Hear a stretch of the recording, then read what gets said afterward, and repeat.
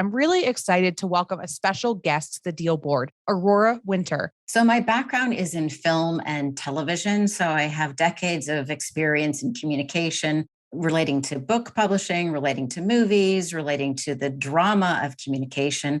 And I'm also a serial entrepreneur. I've raised $5 million for one of my own startups. My clients have gone from an average of raising nothing when they're just starting out to raising an average of $7 million. So I think I have a few things that will help your listeners. In today's economy, more people than ever are looking to buy and sell businesses. But how do you do it? Welcome to the Deal Board, presented by Transworld Business Advisors. Straight talk about real deals and real people. Listen to stories, interviews, and expert advice to help your business sale, merger, or acquisition process. Now, here are your business exit experts, Andy and Jessica. Welcome back, everybody, and to our next and latest episode of the Deal Board.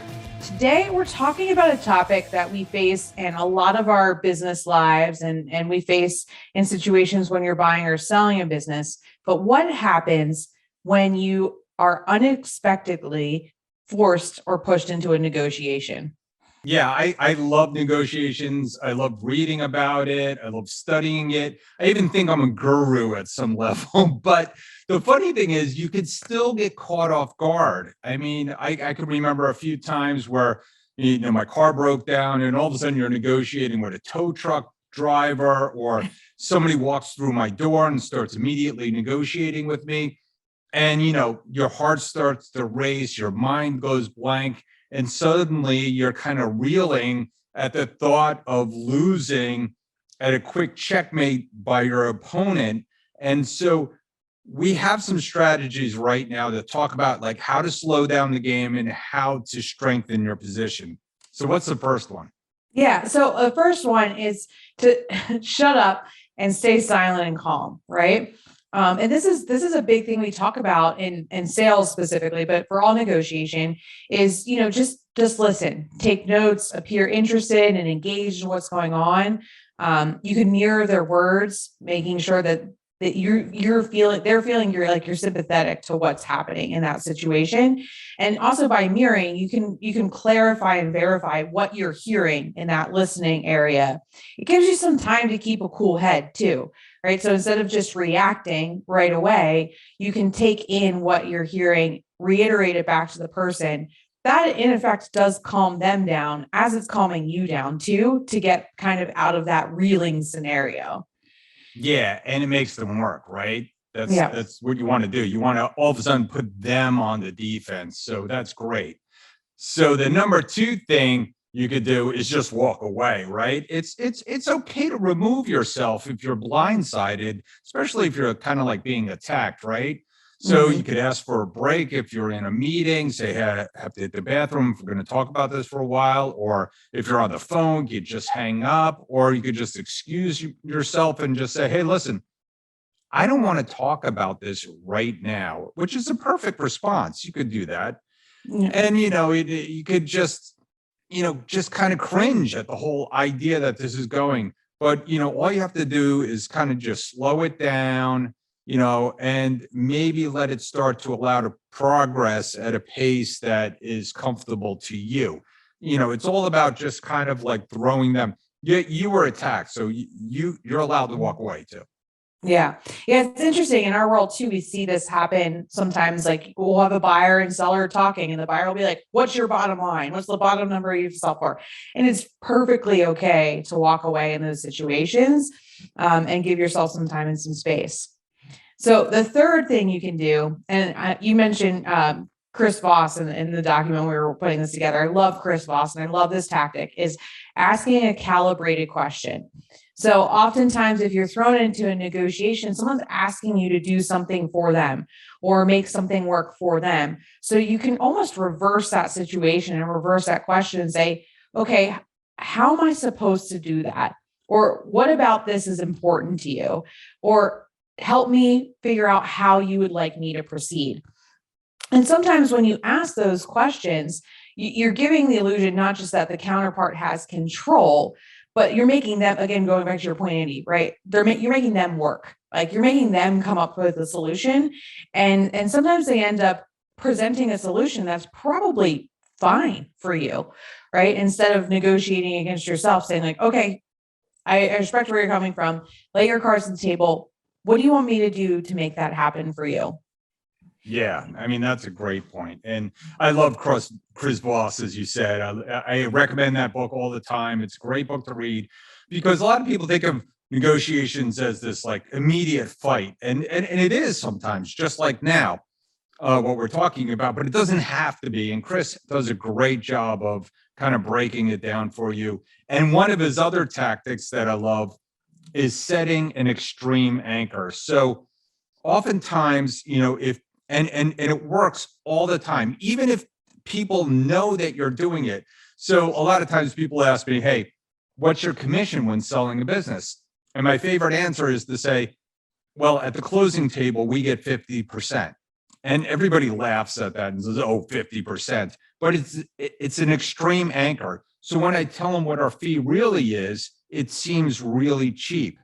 And even if they know that's what I'm doing, psychologically, it still works. And it could trigger a flight response that is often, sometimes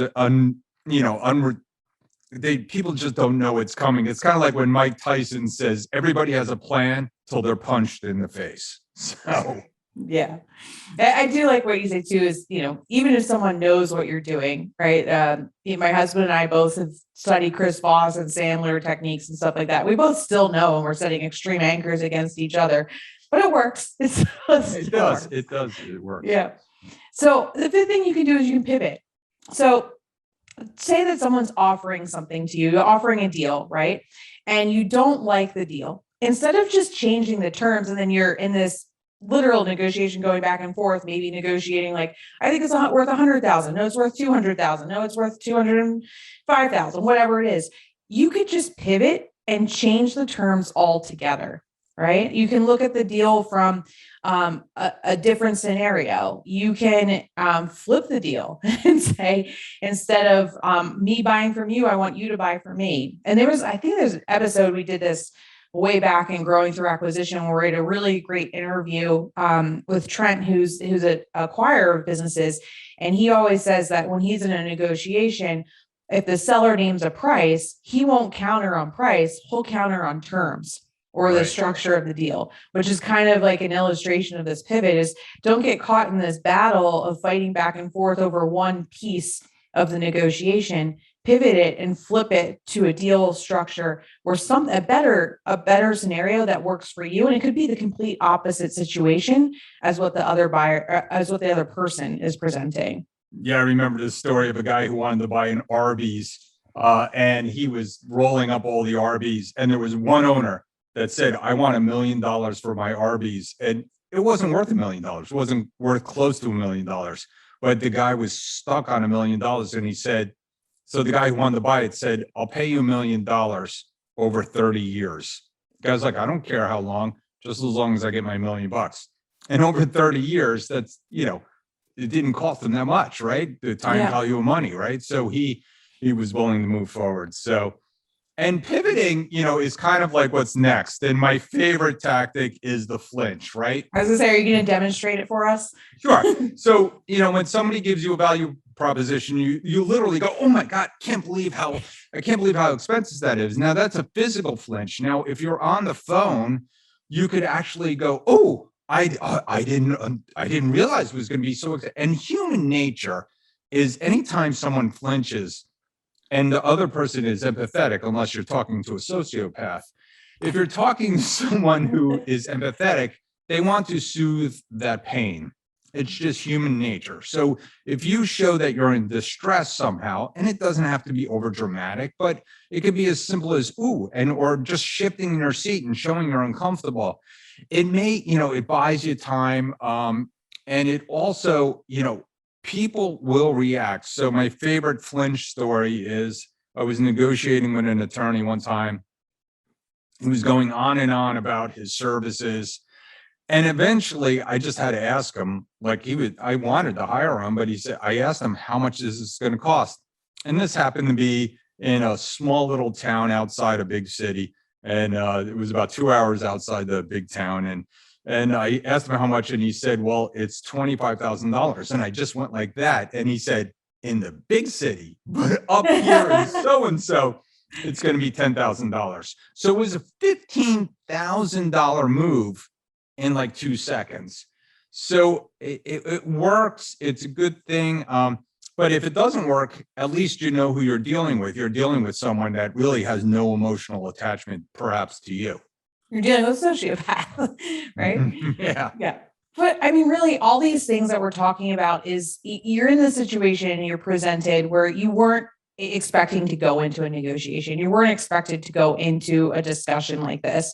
And you need to buy yourself some time, create a little discomfort so the other person wants to help soothe that discomfort, like Andy says, and set yourself up for the win by making the other negotiator, the other person across the table for you, work hard for the situation. I think all of these too, like a caveat is it takes practice, right? I mean, Andy, I think you taught me about the Flinch, 8-9 years ago, and I've been working on it, but you've been working on it for years, and you flinch sometimes. I don't even think you know you do it. Yeah, right? I think I do it just kind of instinctively now when somebody gives me a value proposition. It was funny. I think that flinch that I did with the attorney was instinctive. In fact, my wife was there and she was laughing at me. She said, that was an amazing flinch. So, Yeah. but listen, when you're attacked like this and when it's an unexpected negotiation, they're coming to you hoping that it would be, right? And I think people do it to me a lot because they think I'm a really good negotiator. So they have to try to catch me off guard. And the best thing to do is just wind down the situation, especially if they're emotional, right? You're not going to get anywhere when they're emotional or they're heated. It's great just to pivot or just walk away or just slow things down. Yeah. So what we're going to do today is we're really teeing up, again, these situations are presented when you're in a buy or sale process for a business, and you're going to have to be prepared for this. We do also have an interview coming up with Aurora Winter. She's an expert in human communication, and human communication is really the basis for everything we do in life, but in business as well. And how we communicate, how we establish bonding and rapport is what Aurora and I cover together. And thinking about this interview and listening to it is how can you apply it to your business negotiations, these unexpected situations, or even just developing better relationships as you're trying to pursue the sale of your business or buying a business. All it comes down to is relationships and how they develop through your communication styles. It's a great interview. I listened to most of it so far, and it's worth listening. So everybody should stick around and listen to that. And our deal of the week and listing of the week, of course. Things are just so busy these days. It's just crazy. I know it's a crazy market. There's a lot going on. So we're continuing to have those deals and listings of the week. If there's other topics you guys want to hear about, or if you need more information on how to participate in this growing and quick market, you can always find us on the dealboardpodcast.com. You can follow us there too. We've got our new YouTube channel that we've been pushing for the last few weeks. And we also have our links to our Facebook and our Instagram and LinkedIn pages, all that good social media stuff. All right, well, let's get it started. Let's do it. Transworld Business Advisors is the world's largest business brokerage and mergers and acquisitions firm with over 500 brokers in nearly 200 offices worldwide. Transworld's team handles thousands of business sales every year. To be connected with a qualified business broker or learn more about the buying and selling process, visit tworld.com/the deal board or call 888-719-9098. Hey, Andy, do you know what time it is? It's time for our deal of the week. Deal of the week. Sold. Hey, welcome back, everybody. And it is Deal of the Week, and we have Gary Goldwasser here from Transworld Business Advisors of Rocky Mountain. A very successful office, and Gary's super successful, and he just closed the deal. And we love deals like this, service businesses, white-collar service businesses.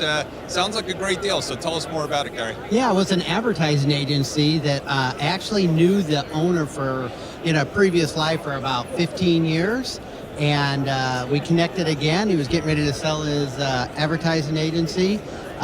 They sold it to a strategic buyer who was also in the advertising industry. It was an SBA loan. It sold for about 3 times SDE, $500,000 deal.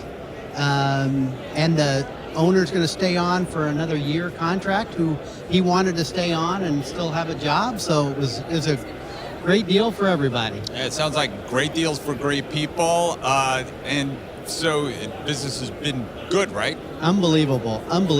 We had our best year in 2020, and 2021 is looking like it's going to be another banner year. So, all right, Gary, if somebody wanted to sell something else like that, how best to get in touch with you? They can get in touch with me at ggoldwasser@tworld.com or 303-748-7420. Got it. Thanks, Gary. Appreciate it. Yeah, you're welcome. Thank you.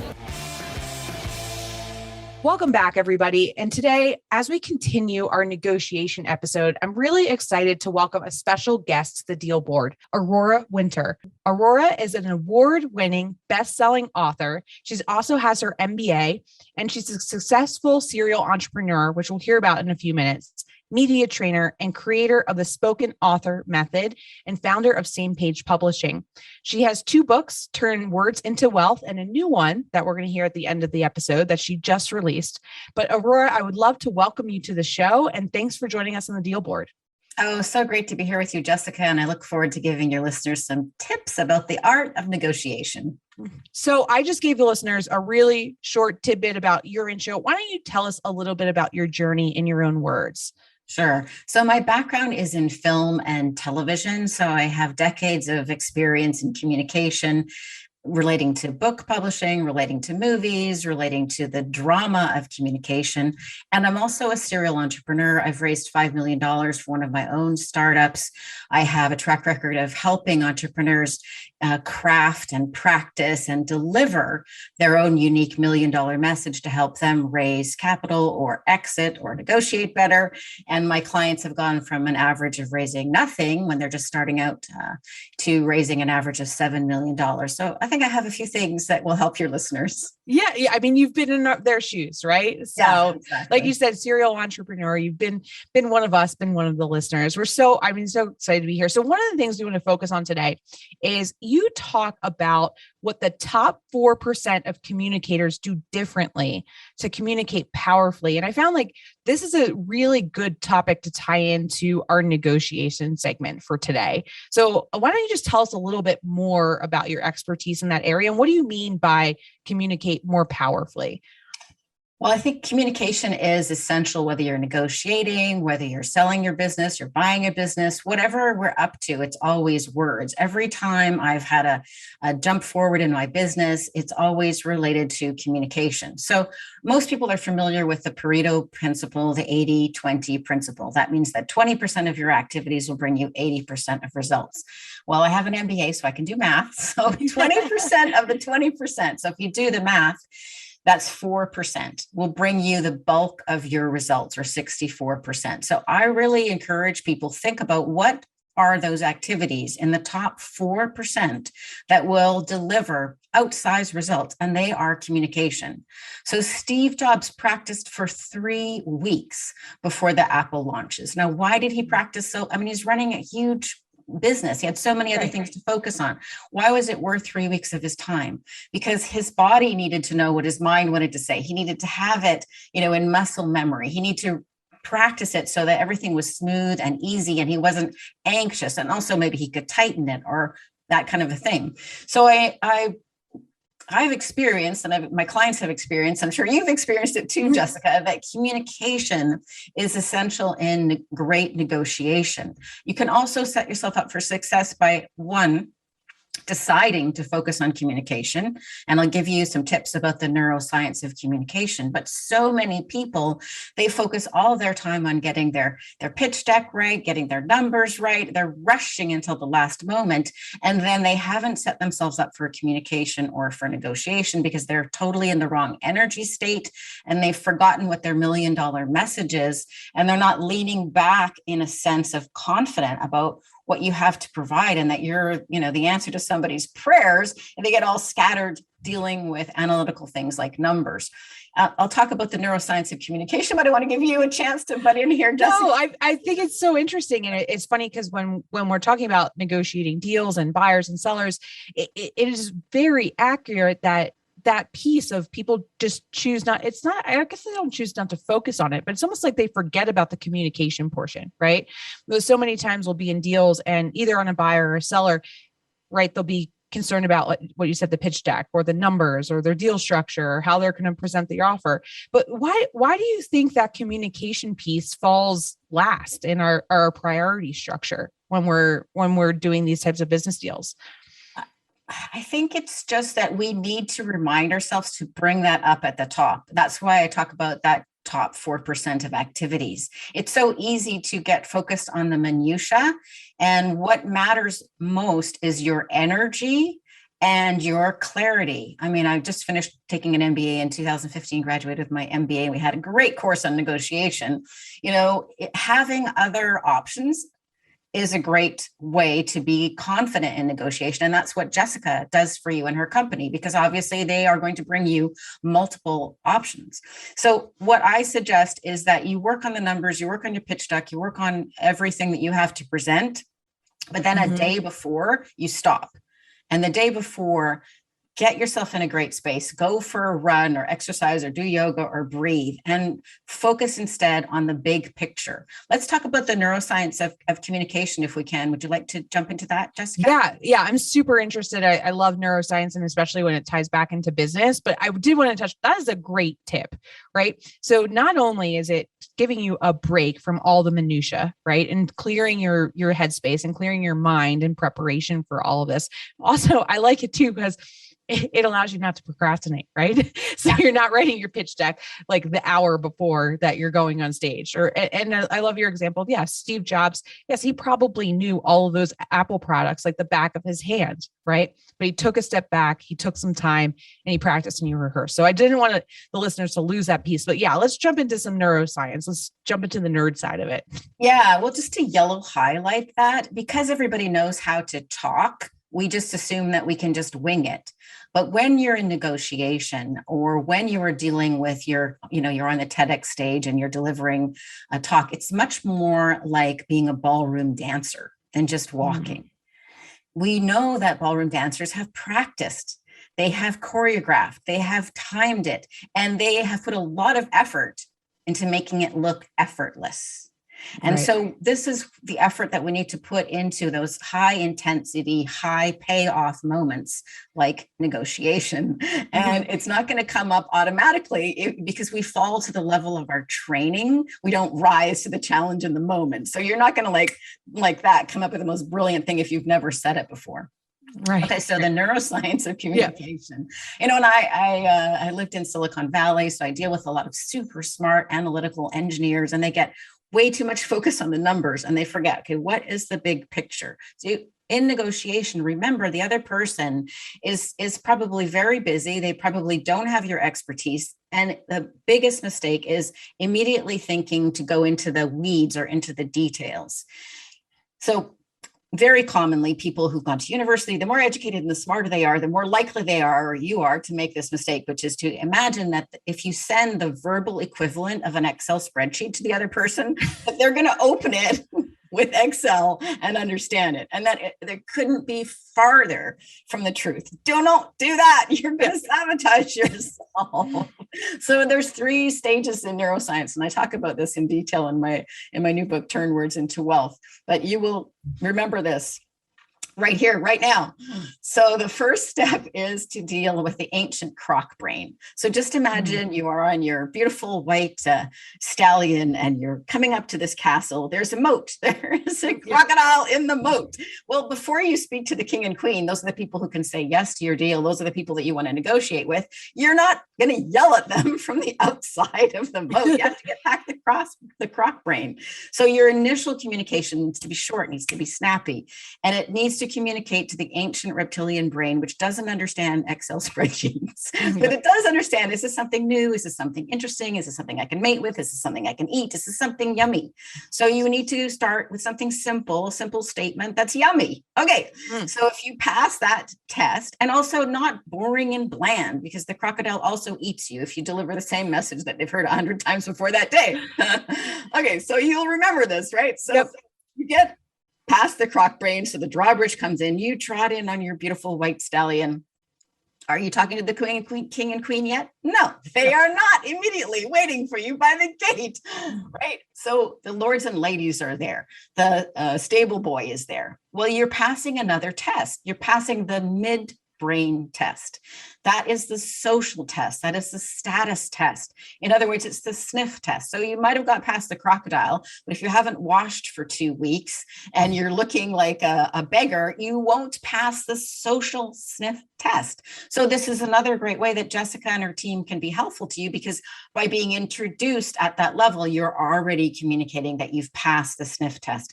You know, my new book, Turn Words into Wealth, has won 5 or 6 awards already as a #1 business book for 2021. So that's the social SIF test. So testimonials or referrals, or what do other people think about you, basically.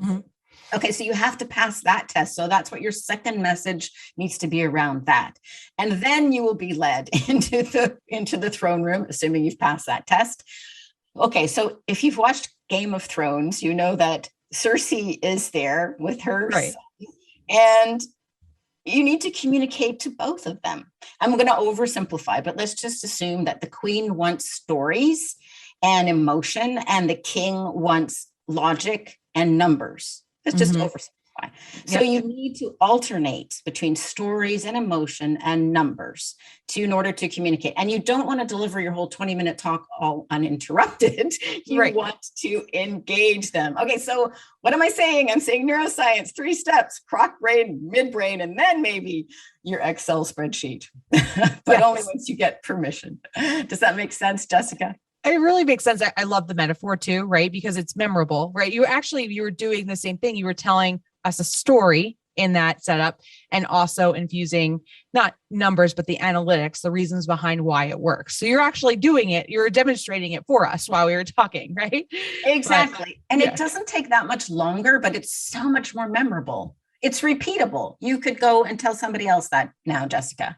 Yeah. And it makes sense too in the world we live in, right? So we're dealing with entrepreneurs and small business owners, whether it's buy, sell, prep to sell, whatever it looks like, right? So I was thinking when you're talking about the croc brain, my husband's a perfect example of this, right? But if an email comes into his inbox that's longer than like 1 paragraph, it doesn't get read, right?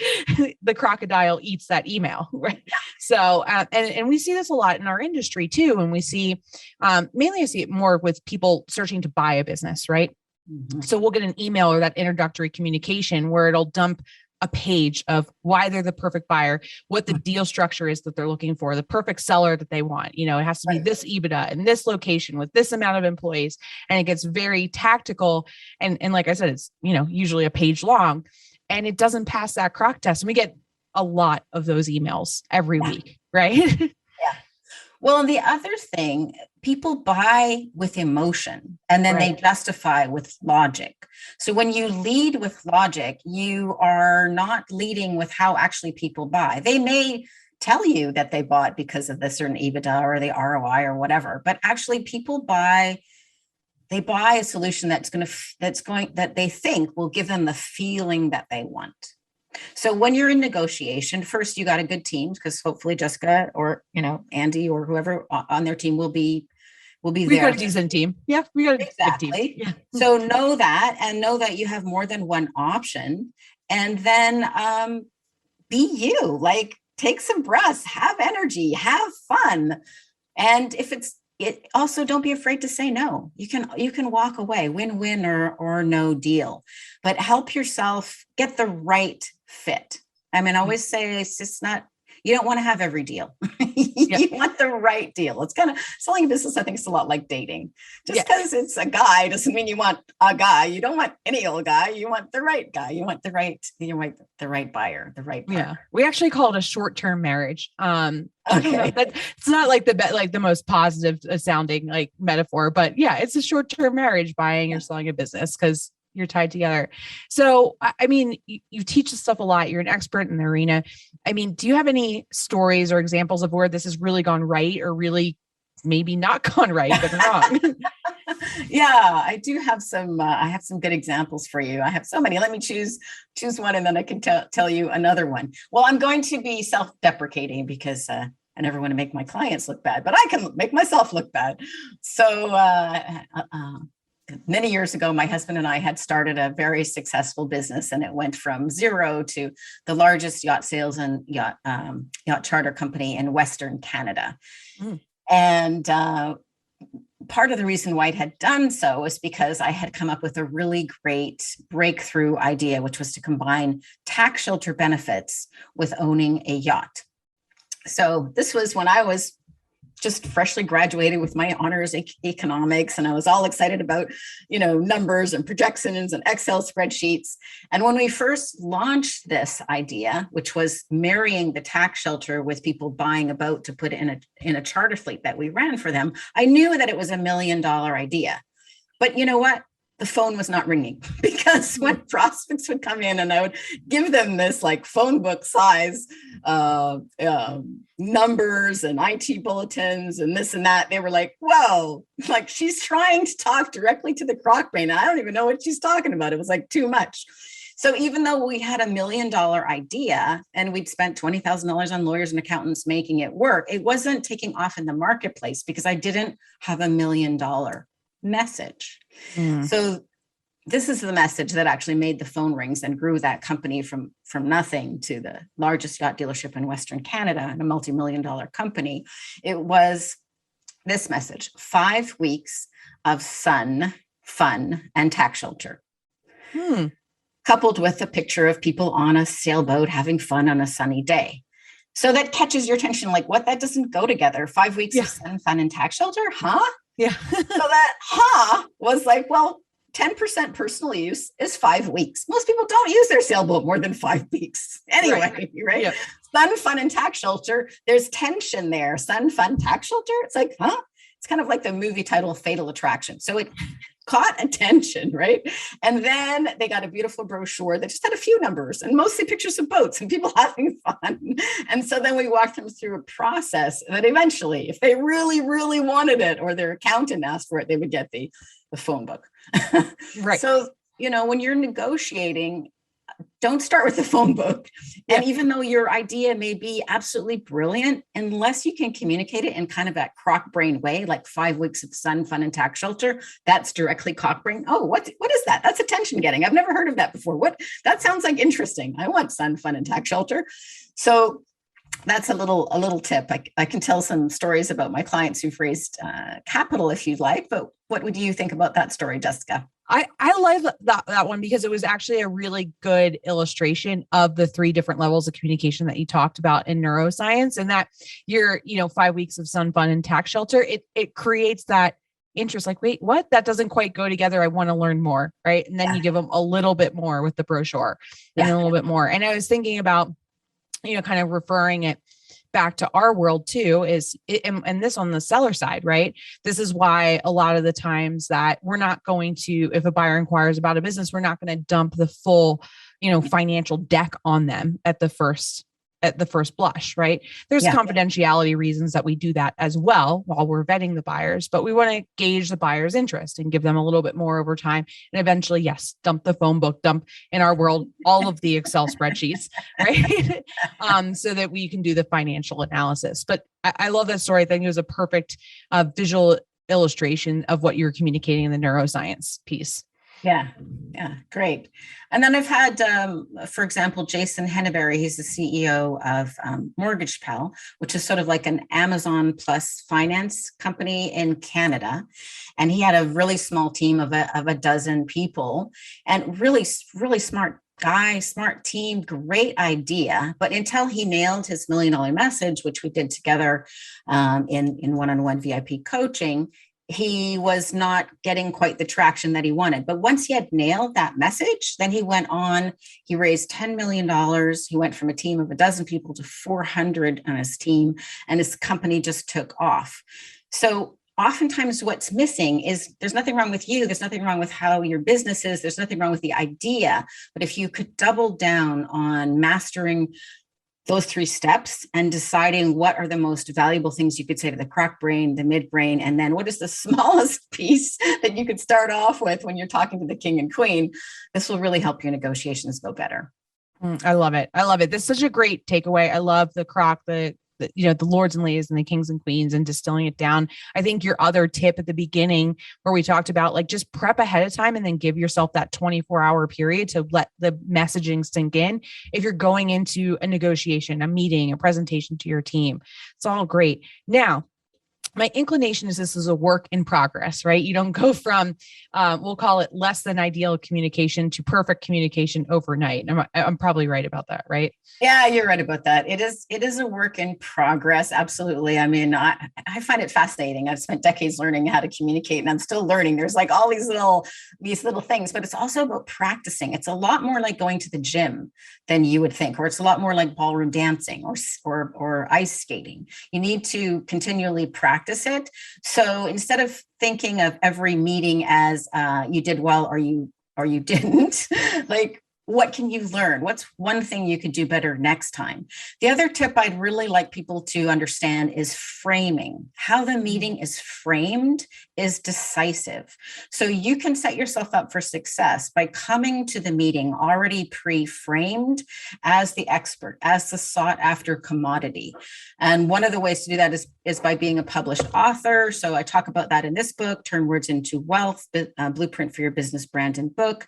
But this little book, Marketing Fast Track, which just came out August 17th, was an example of a book as a minimum viable product. It was a very short book, and I used it to test, would the market be willing to, would they be interested in having me help them with their $1 million message and writing and publishing books? Because before that book, I was known as a coach trainer. So you can use a little book to test the market and pivot or expand your business, your product or service. So that is one thing to consider. But then if you have a book or several, you arrive at the meeting as an author. And what is authority? The root of authority is author. There are other things you can do as well to frame the meeting so that you are the desired, you or your business is the desired commodity. So what can you do to make your message to the midbrain, the status seeking brain, higher? So many of my clients, their book leapfrogs them to that next level, to get on the TED stage or to be speaking on TV, radio, or another thing.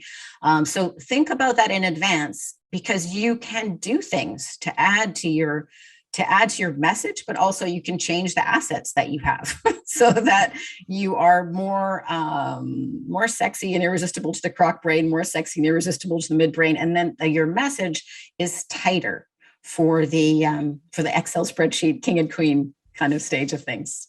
Yeah, it's a great point. Like, yeah, the framing, positioning yourself as the expert or the desired product, like we'll call it, right? If your business is for sale. So another great tip. So we learned about that. We learned about the croc brain and the different levels of neuroscience. And then we learned about taking a break and really focusing on what our communication methods could be. Aurora, I could see a lot of our listeners wanting to hear more from you. Obviously, we don't have enough time together today, and we'll have to have you back on the show at some point.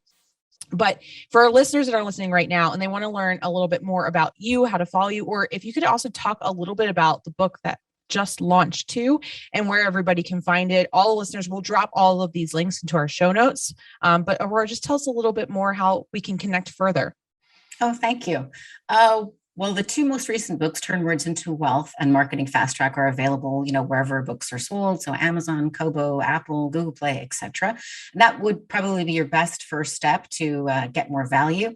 What I want people to know about the Marketing Fast Track, it's just a little tiny book that I used to pivot my business and expand what I was offering, but to test it quickly.